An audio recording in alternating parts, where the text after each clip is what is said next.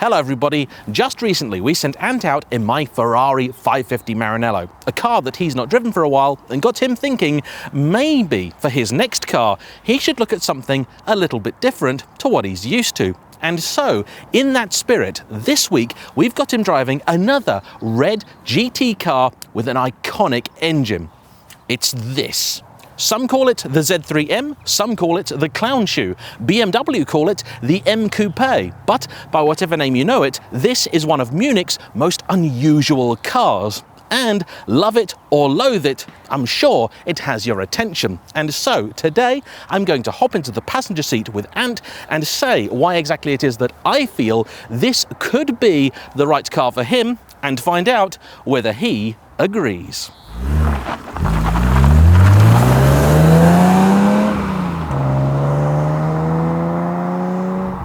So then, the mighty clown shoe. Now, I'm a bit of a BMW fan, and there's something about getting into a car like this, even though I never really lusted after a Z3. Okay, I had one for a little bit, but I drove it like half a dozen times. But still, that engine, those dials, this wheel, this gearbox, to me it feels like coming home.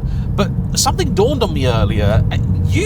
I don't think we've reviewed a BMW for the channel with you. No, not with me. Have you even driven many BMWs? Do you know what? I don't think I've ever driven a BMW. Actually, I had one once as a courtesy car, I think from an insurance company or something, and I didn't like it very much.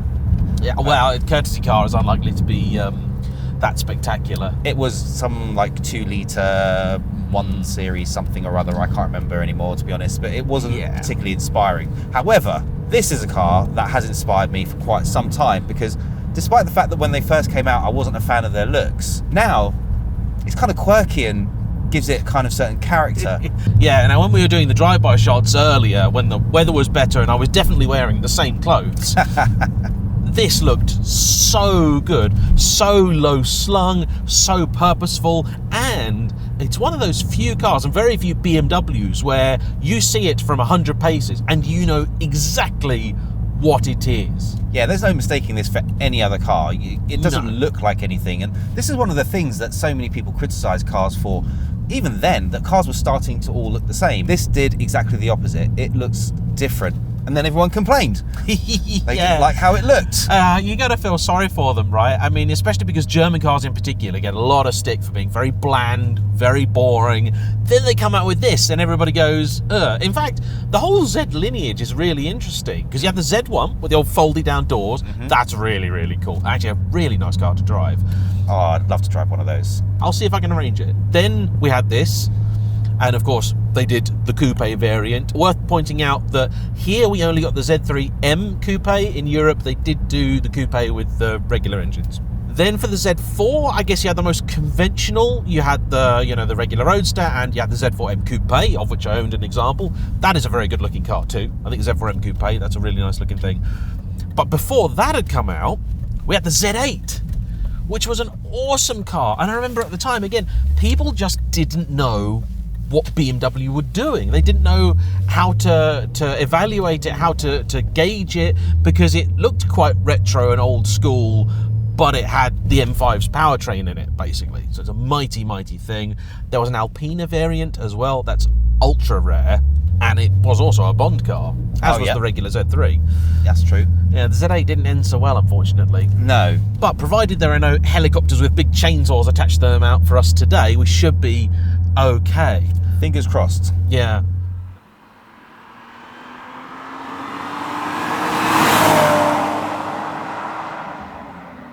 Now, I introed this video by drawing some comparisons with the 550, which is the car that you kind of started the Modern Classic series with. And I gotta say, very, very excited about this series, I have to say. I enjoyed the Ant's Next Supercar series, but I think I might enjoy this a little bit more. And if anybody out there does have a car they'd like to see Ant drive because they think it could be the thing for him, please do get in touch. Especially if you happen to have a Datsun 240Z. Oh gosh, yes. Oh, that's on my list. Could see you in one of those very much. But this, you've even from in here got a similar view out to the 550, that big pronounced sort of bump in the middle of the bonnet. It's definitely a smaller car than the 550, and one of the reasons I love this is it's so narrow on these little roads.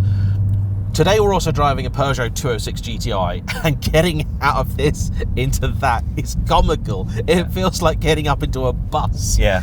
This, you're so far down. I mean, most modern cars, even sort of certain supercars, it doesn't feel like you're as low down as this. That's the thing with like older cars, they always sat just a little bit lower. I don't know if it's something to do with the safety equipment or the way they had to build the chassis or what they thought people would want, but over the years people have been sitting higher and higher and higher. Yeah, this one is currently on a set of Bilstein somethings, that well-known suspension. We did try and get out of the owner what it was, and that's what we got. So Bilstein's good. Exactly which ones it's got I don't know, but it is sat with very ant-pleasing fitment. Yes, I would say. Definitely. Honestly, just watching this car roll down the road, it looks cool. Like, it looks like this thing that doesn't quite know whether it wants to be a coupe or a hatchback, but what it does know is that it's mean AF. Yeah, and actually there is a car I probably should mention, which you could almost consider like the forebear of this. What was in some ways one of the original hatches, the MGB GT. This kind of follows a similar formula. The difference being the MGB GT, that's the coupe looking one, actually had, I think, some pretty small seats in the back. Right. Which this doesn't. And I love this. It's one of the things I don't like about 911s. You get piddly little back seats. You don't get a massively usable boot. This just goes, sod the back seats. Let's just give you as much storage space as we can. And for us, doing our filming and driving around and stuff like that, 911 on cube. Don't forget them. Oh, never mind. Forgot the bump. We've driven this road in quite a few different supercars, and coming out of that little village there is an evil little section where the tarmac has just dipped down, but you can't see it until you're on top of it, and I neglected to remind Anne early enough. Now, I went through there in a McLaren 675 LT once, and I remembered the bump, and I was doing about 10-15 mile an hour, and it still scraped. This, even with its very, very tight fitment, didn't even tap. And it's carbon fibre AC Schnitzer front splitters. Managed to avoid touching those altogether. Yeah, because I'm not sure you can get... I've just noted there's speakers in the roof in the back. Oh, that's cool. Yeah, that's really, really cool. You can see it on camera there. That's awesome. That's very, very old school. Almost as cool as the Lotus Turbo Esprit that had the whole stereo on the roof. Oh, wow. I didn't know that. No, that's a seriously, seriously cool piece of kit.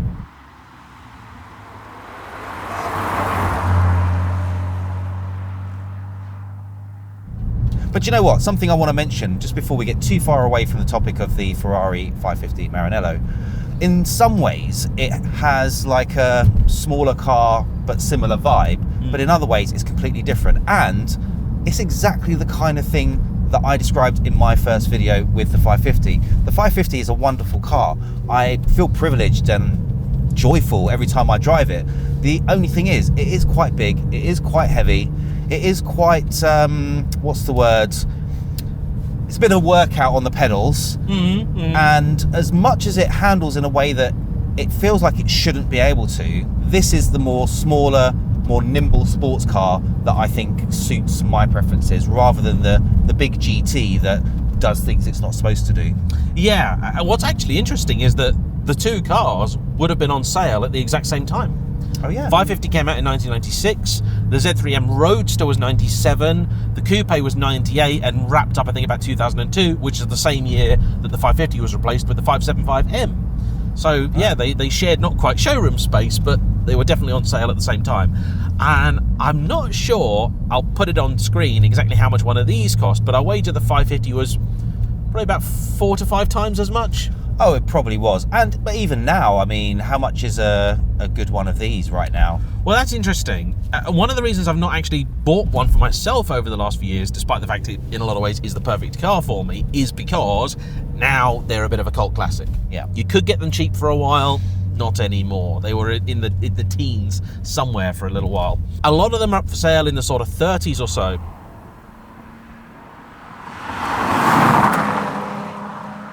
Two things in truth actually struck me when I saw this car, which we've been loaned by the lovely Christian over at Heel and Toe Cars. I was browsing through the list of stuff he's got on Instagram, and I saw this, and I was first taken by the fact that, of course, it's a Z3 M Coupe, which is already a cool car. Second, the fact it's this gorgeous Imola Red 2, which I think really does set it apart, and the little bits of red in here also make it just feel a little bit more interesting, a little bit more special. I love the dials you get down here and all that sort of stuff. It just makes this feel like a bit old school but upmarket. And the fact it's up for sale for £26,000. Yeah. Very accessible. Really accessible. And that also, I think, is important when you're looking at your modern classics, because I know you're thinking a similar way that I do. You'll start looking at cars, you'll start at like 20 grand, you get up to 30 grand. By the time you're at sort of 40 or 50 grand, you start thinking, well, hang on a minute, I could have something else for that money. Yeah, but one of the things that I also mentioned in my video is, in trying to find the right car, what I really have to think about is, what's it going to cost to get the car to where I'd want it to be as its base starting point? Because the fact of the matter is, if someone's selling a car like this, it's possibly to do with the fact that they've scratched that itch, but it might be because it needs a few bits and pieces doing to it that they just aren't willing to spend the money on, and I need to make sure that I have some money aside for that.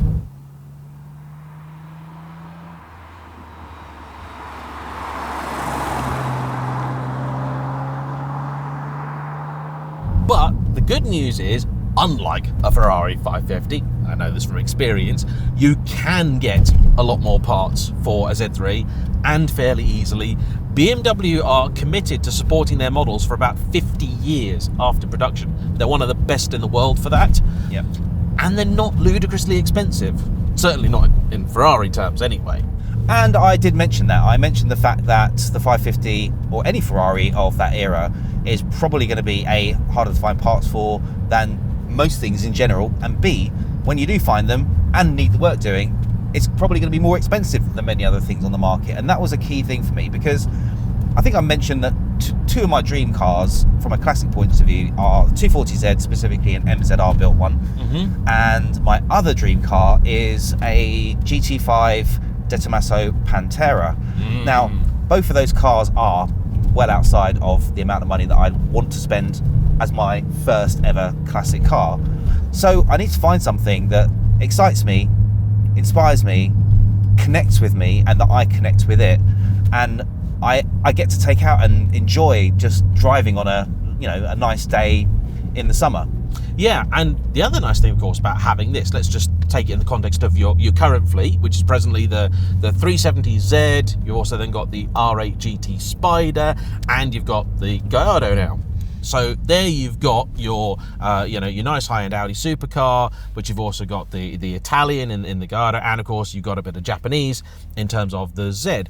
This, by being a different flavour of German car to the Audi, I think would also give you something else to take to different shows where maybe people wouldn't be quite so interested in stuff like the R8 or even the Lambo. Yeah. I think there is definitely an audience for this that I don't think you have with your other cars.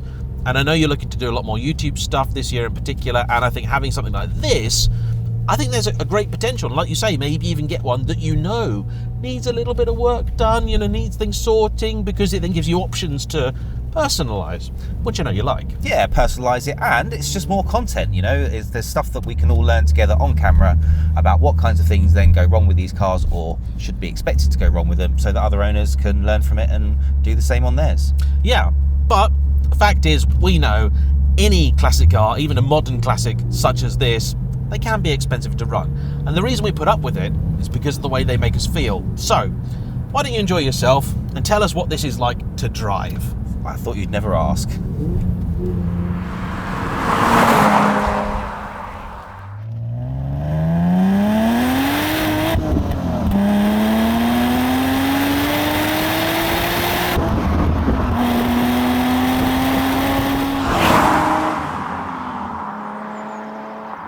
Having fun? Absolutely. Honestly, the way it handles is fantastic. And like you say, it's got so much room in the boot. This is the kind of car that I would daily, even though I probably shouldn't. No. But it is the kind of car that I'd want to, in terms of its format. It's a sports car, and you know me, I like sports cars. It's low, it's mean looking, it's got great handling, and I'd much rather have an uncomfortable experience on a motorway so that I can have that 5 minutes of joy on a road like this. But I don't think you are sacrificing that in this. Like, if you would have one of these, I would say to you, like, first week, let's take it to the factory, get a photo outside the gates at Munich, and it'd be a great car to get down there in. Oh yeah, fabulous. And like you said before, that storage in the back is pretty incredible. Now my 370Z actually can take quite a surprising amount of junk going in the boot, but this one obviously has got the height, and it's got the easy loading area. So yeah, this definitely would beat the Z in terms of practicality. Yeah, and the Z's a slightly oddly shaped storage area as well, isn't it? Yes. And yeah, in terms of dailying this, okay, it doesn't have traction control, which I know might be an issue, particularly in winter months, but you don't drive a car that frequently anyway, unless you really want to. Yep. And it's also a car where it's not got so much power that that would concern me. I think if you're sensible and, you know, be careful where you apply the throttle, I don't think it should really take you by surprise. Of course, like any old high-power rear-wheel drive car, it has got the potential for things to go wrong, but I think it also does mean it's a very rewarding experience. And it's not aloof. I've driven other cars with this kind of power where they don't talk back to you, and that makes them very untrustworthy. This, no, I got a lot of confidence in this. Oh yeah, me too. And I just think that the way that the power is delivered as well across the whole rev range is very continuous. It's very progressive, is what I should say. Linear, that's the word, linear. You know, you're not worrying about turbos or anything like that kicking in and, you know, ruining your life. It's just a nice, linear, naturally aspirated torque curve. And I have a bit of a thing for collecting interesting engines. And this, to me, the BMW Straight 6, in all its guises, is a brilliant engine, but this S50 is a particularly legendary one. And there's a lot you can do also in terms of intake and stuff like that to open up a little bit more of that induction noise, and they sound so good. The exhaust on this doesn't look like it's standard, but it doesn't sound particularly fruity. So again, there's stuff you can do there, and they have that iconic rasp that you get out of them, which I quite like. Not everybody does. I do. Yep. That's the one thing, I suppose. I've never been a huge fan of the way many BMWs sound. I mean, the V8s sounded pretty good, the V10s sound pretty good. But the Straight 6s, I was never a huge fan of it. But from inside the cabin, the sound of that engine, the sound of it revving up actually sounds, it is a sound that I enjoy. Yeah, and that's why I think the induction is the route to go, because that gives you more of that nice sound. You tart around with the exhaust, you just sometimes make it a racket. It's not a nice noise. Also, in this particular configuration of car, you got to be careful because you can make it a bit boomy and unpleasant. Yep, I wouldn't want the exhaust to be too loud on this. No. Maybe a bit louder, just a little bit.